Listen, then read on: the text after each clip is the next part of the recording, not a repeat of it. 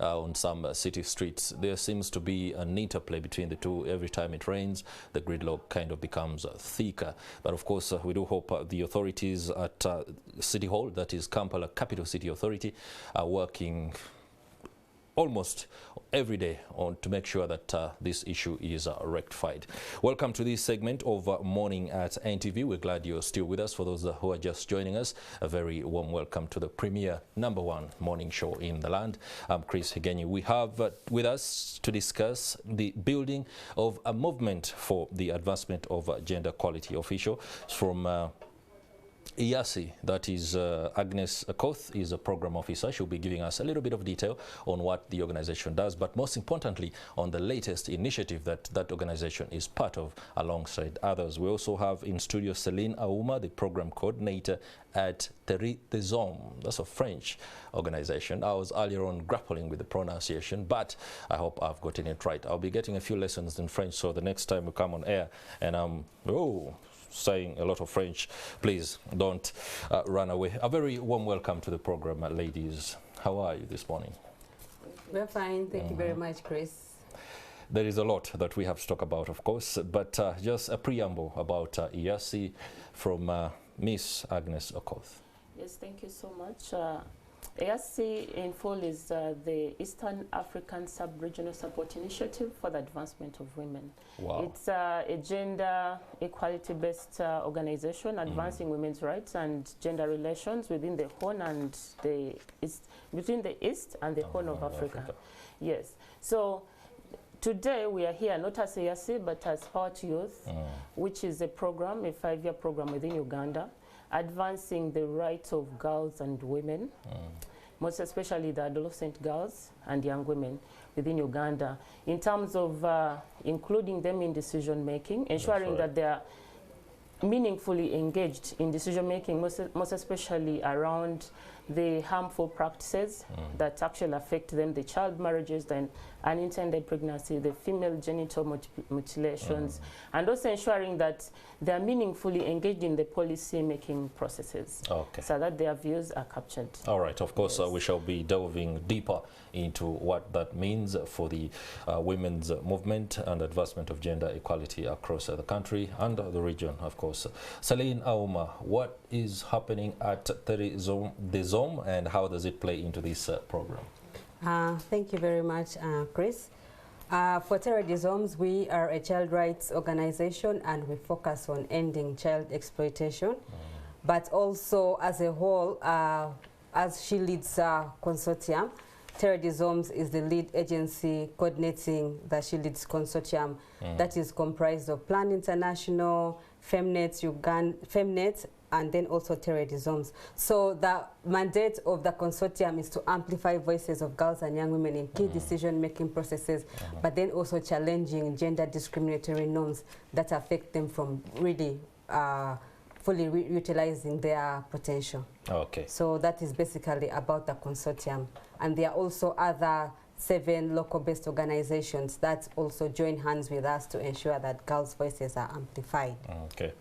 All right, that's interesting. Give us a preamble of what the challenges are for the girl child out there. What's on the ground in terms of a lack of perhaps access to needed resources and opportunities? Give us the picture, paint the picture for us of where we are right now. Currently, according to our observations and Power to Youth under the program and the consortium, the biggest challenge has been around the young girls being unable to access the sexual, reproductive and health services, which are really key in case, in order for any development for a girl to access education, the sexual reproductive health services are really key. But during this COVID, we have seen that there has been a lag, like it has somehow really gone off. So at the end of the day, it's a big challenge that most of the girls and the boys are actually facing out there. And the other challenges around the female genital mutilations, yes, most especially around the border communities. Like in Boko, where we work, the vice is really too much, because when it's now When they refuse them to do them from Uganda, they cross over to Kenya, and they're able to do it and come back.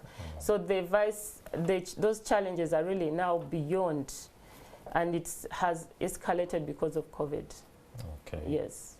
The COVID-19 pandemic did a lot of disruption to communities and, of course, the global economy. Just to stay on the issue of female genital mutilation, how do organizations and programs like She Lead play into the demystification of culture versus modernity? Because to some of these communities, increasingly, they are looking at efforts to completely take out the practice as an onslaught on a way of life, and to be able to make inroads as organization and players in this particular initiative takes a lot of educating. I don't know whether the programs that are aimed at enlightening them are specific enough to be able to address their concerns, especially if they are deeply seated cultural concerns. Okay, thank you very much, Chris. In relation to deeply cultural gender norms, we know that laws do exist. For example, we have the mutilation, sorry, we have the... Pardon? Yes, so you find that there are differences between the laws, but then also because culture is deeply rooted, it plays the other way around. So the program has embarked on issues of sensitization and worked with cultural leaders to be able to challenge and demystify these deeply rooted social norms within society that are affecting girls and young women.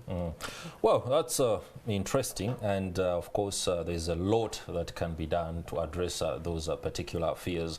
But I love the fact that the word gender equality many times has been thrown around a little bit, and you find that some people may understand it, others may not.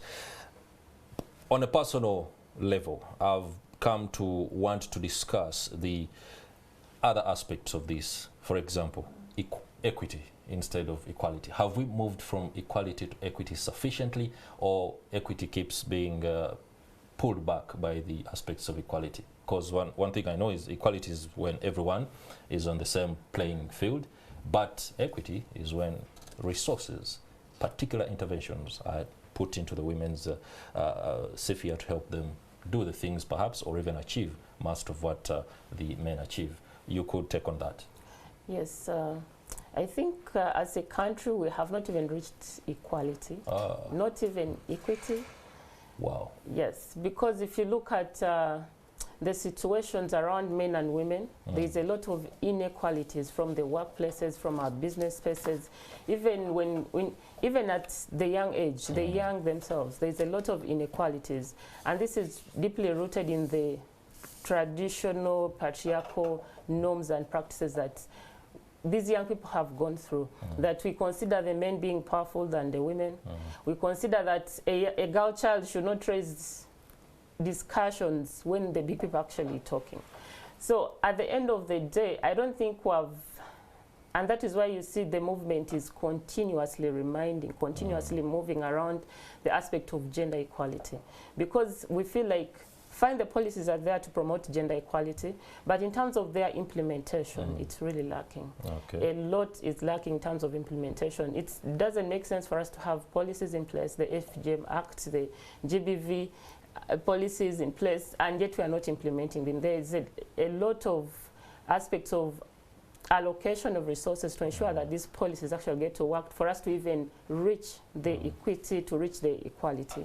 Celine Auma, the COVID-19 pandemic has done its fair share on becoming a stumbling block to some of the efforts by organizations and various sector players in advancing equality for women. I do not know whether the efforts that were being undertaken before the pandemic were either stalled or completely got off the track, and that She Lead and everything that surrounds it is something that has been, you know, is a remake of this particular effort. Can you take me through what She Lead brings on board that other initiatives before couldn't achieve, perhaps?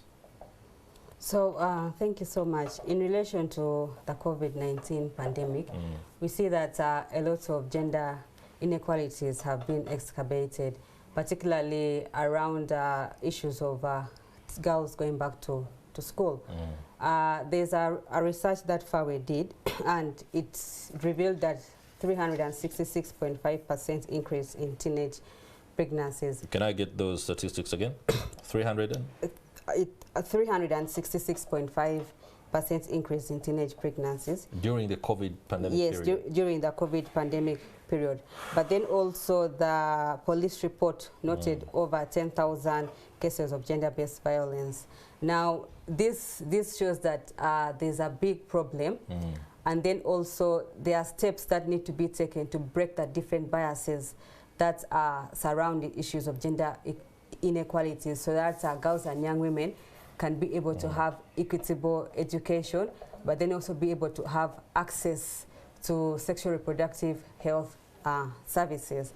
Now, what She Leads has done greatly is that it's working with civil society organizations to form an agency of girls and young women who will be able to amplify their voices at a point whereby we want to see that government and institutions are including girls and young women into their governance structures, but then also within their leadership structures for girls and young women to be key decision makers as parts of making decisions on the table.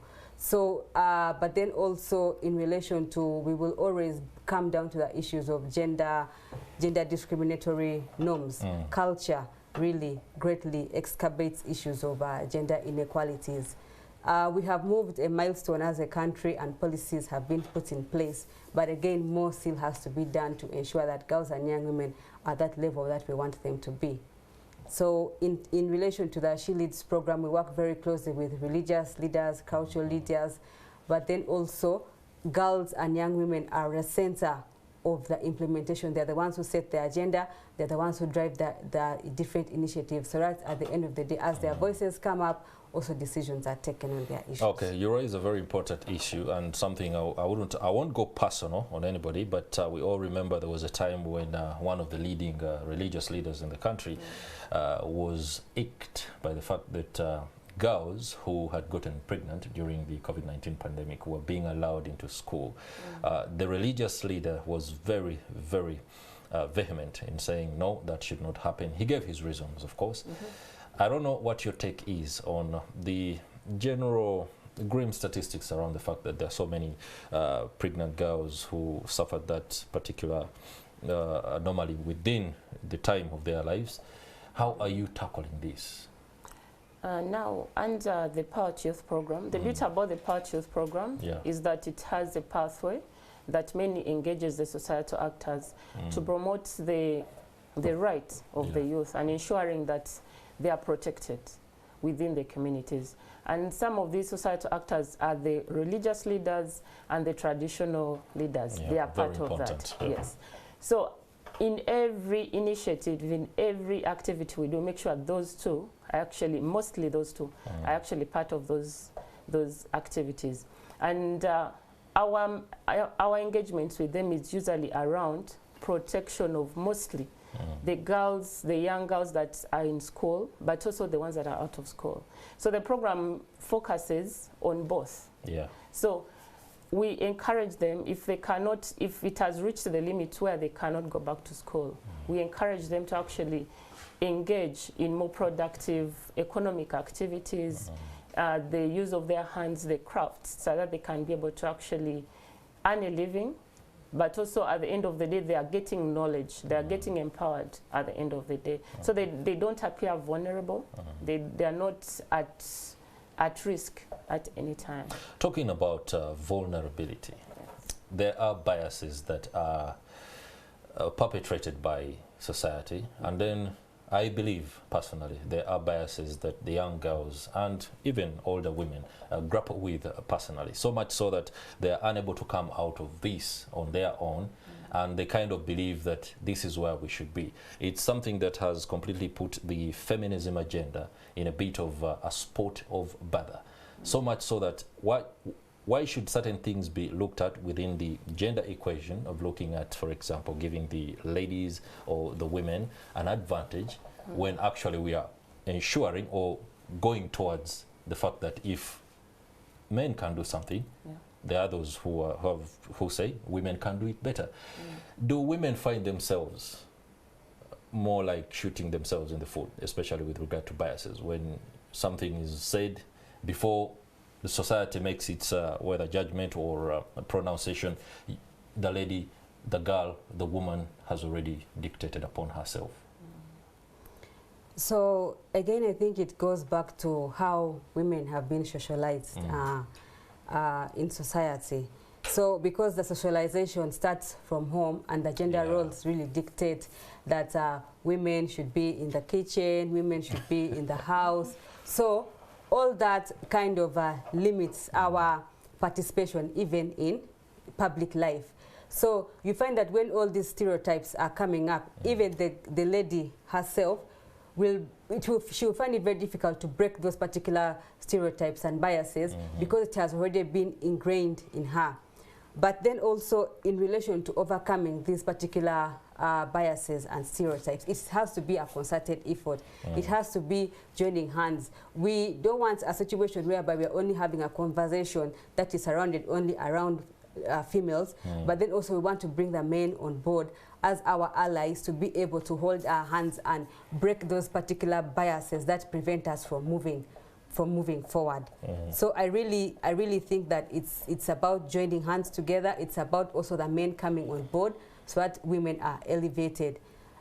In most cases, people say that when a woman is empowered, it means that probably she's now big-headed, and the men also try to say that, okay, now women, I think now you can, and we have to leave all that platform for you. But at the end of the day, it doesn't have to play like that. Okay, very interesting. You have something to say on that? Yes. No.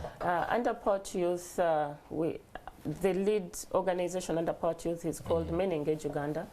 So it's one of the approaches engaging men and boys into the program to tackle most especially the social norms and promoting the rights of it's at the core.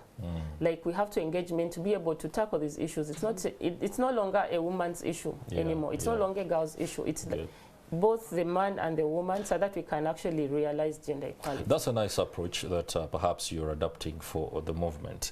It brings me to the question, what are the specific interventions for the males that help the boy child, and indeed later in life, the men, to be able to be appreciative of some of the biases that could be disadvantages to the ladies and to the girls? Are you teaching them particular things to do? Because one thing I can assure you is that today's woman, especially some of the women today, could be a bit too much for the boys. They are too, I don't know how to describe it, but there are people who are saying not a lot is being done to ensure that the boys keep up with the pace of empowerment that the girls are receiving. I disagree with you on that. Oh, okay. Yes. Give me your view. And I've already seen the bias, the fact that you're saying it's too much. The women of now are too much for the boys and the men. Well, that could be a slip of the tongue, but the empowerment must be able to cover them too. So I really don't think it's too much. And also, our practice has showed us that men are actually coming out, and most organizations are coming out to say this because they feel like the main power, the masculinity is actually being challenged. Yeah, it's being challenged. Yes. And it has waned a little. Yes, a little. So there are very few masculine individuals around. So at the end of the day, they feel like they're being challenged and they want to retain back the power that they've been having. So I feel like I even feel like we're not doing much. Enough. Yeah, we are not doing enough. So at the end of the day, these masculinities, the powers, the practices, the patriarchal practices need to really be tamed down if at all we have to achieve gender equality for sustainable change. Wow. Yeah. Celine, the movement itself, I know whenever campaigns are being set up, there is a lot of objectives, short-term, mid-term, long-term. Where we are right now, right from the 1994 conference that was arguably the foundation of this movement, are we seeing progressive achievement of some of these objectives, the short term, the mid term, and the long term? Where are we? Or it's a case of 3 steps forward, 2 backward, a little bit of this and this? Where are we? So in terms of building an agency of women, an agency of girls, we have seen that the women movement has moved great strides towards achieving gender equality for women. We have seen women take up leadership positions. And right now, I'm very happy that the 11th Parliament has 44% of women seats.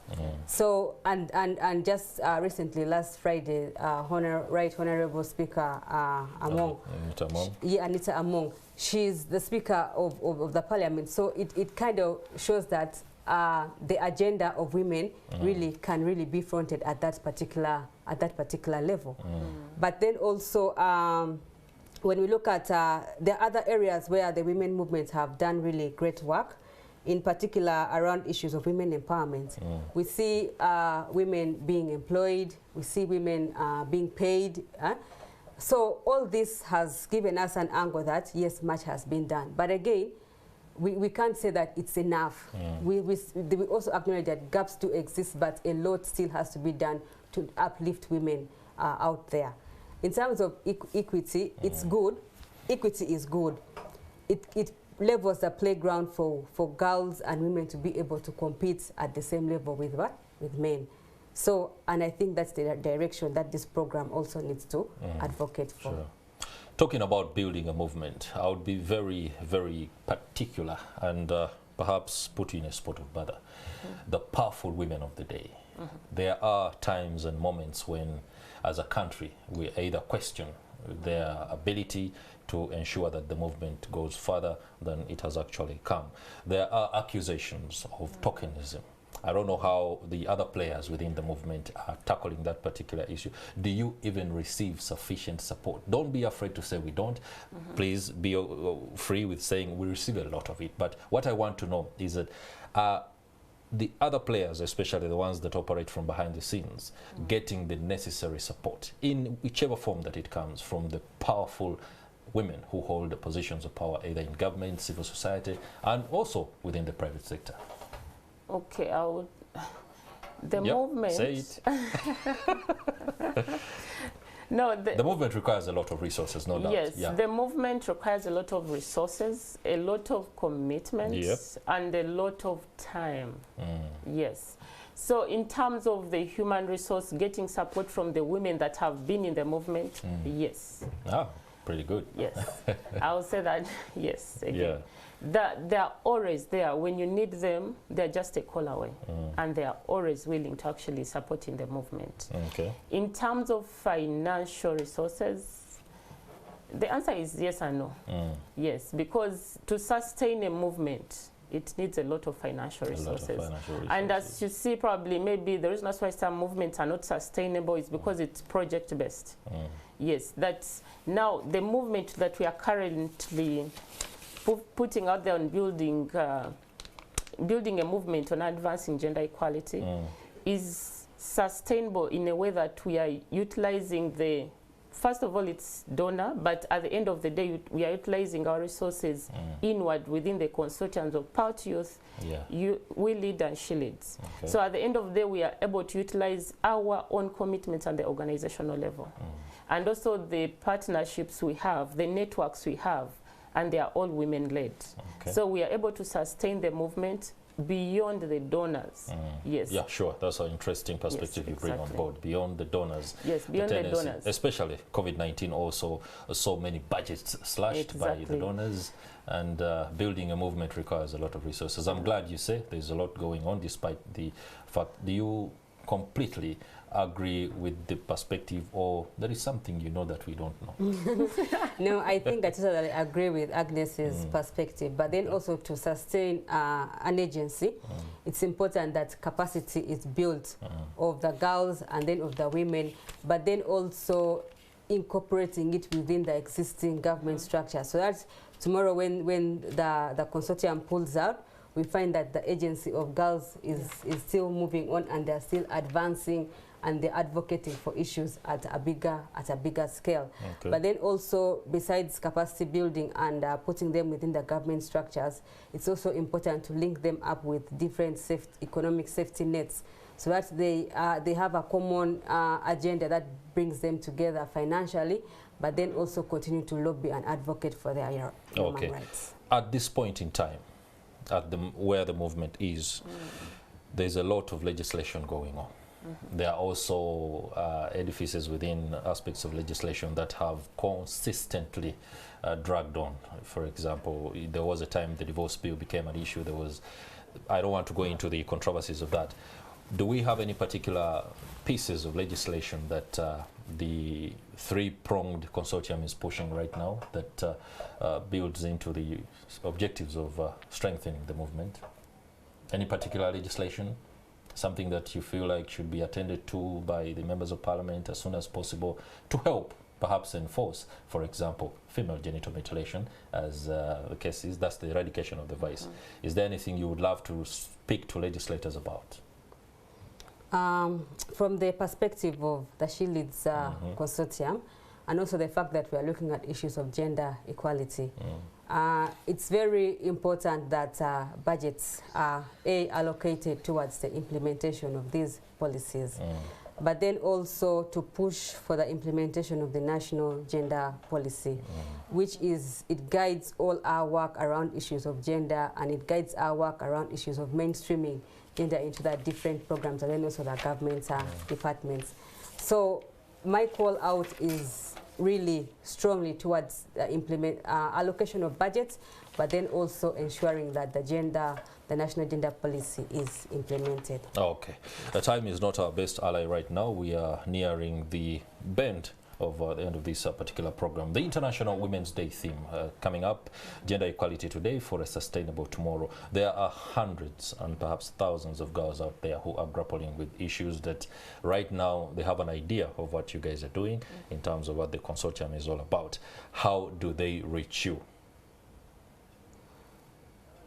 Is there a platform on social media? Is there anything within the district's offices that these girls can be able to say, for example, She, Power to Youth, She Leads, and We Lead. Here we are. We shall be in this district on this other day. We shall be doing this in Karamoja. We shall be doing this in Butaleja. Is there anything like that? So on the sides of She Leads, we already have movements of girls and young women within the different districts. So it's open, and girls from within those districts are at liberty to join those particular movements. Do they know? Yes, because awareness has been done and it has been created. Ah, okay. Yes. Wow. Yes, and Power to Youth program. More like a parting shot? Yes. Yeah. So under the Power to Youth program, we have offices in districts of implementation. And where we don't have offices, we have partners and we have youth champions. But also the districts, we work in Boko, Kalangala, in Sinjiro, Mbale, Busia. So all these districts who have held sensitizations, who have held engagements with the district, who have signed MOUs, memorandums of understanding with the districts. So the youth and actually the members of that community already know we are based, and they can easily contact us because they've always contacted us in case of anything. Yeah, that is beautiful. And of course, our Morning at NTV and NTV in general has just amplified that campaign to be able to be reached by many of the girls out there who want some of the information, resources, but most importantly, the help they need to be able to transcend the gaps from gender equality to gender equity. Many thanks, Agnes Akoth, Program Officer at EASSI, and of course, Celine Auma, Program Coordinator at, could you pronounce that for me again? Terre Des Hommes, Netherlands. You get it. I don't want to put my French on the test. It's been a pleasure hosting you. And of course, later in the program, we shall be speaking to another lady, the woman MP for Kampala, Shami Malende, who will be also amplifying her voice on some of the issues I discussed here, but most importantly, giving her views on how women in power can sustain the movement and everything else that rotates around feminism and empowerment. Many thanks. That's it for this particular segment of Morning at NTV. We shall take a break and return with a lot more exciting programming. Do stay with us.